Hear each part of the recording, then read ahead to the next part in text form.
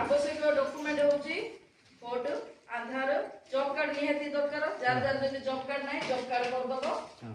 आउ पासबुकटा ठीक करियो प्राय पासबुक कोन करचोंदी ई केएससी कोनथि ई केएस करिके सब ठीक करिवो वर्तमान होची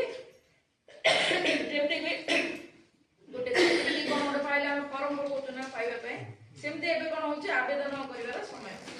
जतो आपण माने आवेदन करिवे जे पाइनते आ चिंता न करिकी जते जण आज आसी गाँव जाकि जणेबे जे एमती गोटे पीएमआई योजना आमर आसीबो जोरा कि आमे घर कोच आवास योजना से योजना रे आमे सब घर पाइबा तेणु आमे सब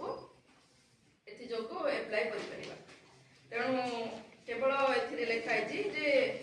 जो लोक कि भिन्नक्षम विधवा निराश्रय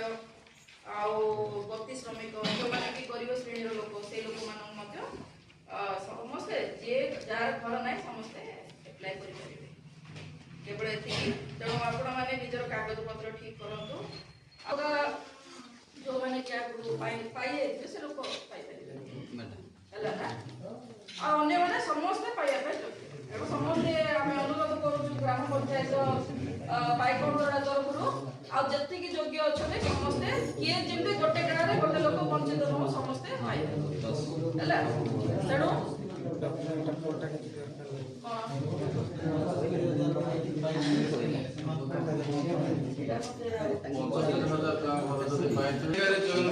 कोहल कर दुई चकिया जान फ्रिज अथवा लैंडलाइन फोन दिया परिवार अयोग्य विवेचना आगुरी आम जो इंदिरा घर दिया फास्ट कौन देखा बाइक अच्छी ना ना फ्रिज अच्छी ना ना एसी अच्छी ना ना लैंड फोन अच्छी ना ना ये सब काटी दिए कहला बुझला ना वर्तमान वर्तमान गवर्नमेंट कौन से जाको आमर ये दिया होनी बुझले कि से गोटे थिबा लोक घर पाई परिबो योग्य हिताधिकारी निमंते परिवार मासिक आय सीमा 10,000 टंका 15,000 टंका वृद्धि करा जायछि आगुर आमर जतो अप्लाई करथिले सेतळको जदि गोटे लोकर मासिक आदाय 10,000 टंका आपण माने डॉक्यूमेंट नै कि पंचायत दे दोथले पंचायत दला परे पंचायत से सब जगह एंट्री करथला से अप्लाई होथला से जागो किंतु वर्तमान कोन करछि गवर्नमेंट तुमको समस्त गोटे पब्लिक ऐप कोड दे दोछबे से एप्लीकेशन तुम मोबाइल रे डाउनलोड कर परिबो तुम मोबाइल रे तुम निजरो ये निजे अप्लाई कर परिबो तुम एप्लीकेशन रे सब जगह स्कैन करिवो स्कैन करी करी मैडम जेमि कल आई ब्लिंक और मोबाइल रे दीटा कैमरा आसे एप्लीकेशन रे गोटे कैमरा निजरो जागा पाके थि निजे दाखी पकेबो बोली कहले गोटे फोटो नबो आ गोटे जागा खाली जागाटार फोटो गोटे काढिबो हला सेटा माने वर्तमान घर तुमरो को परिस्थिति रे अछि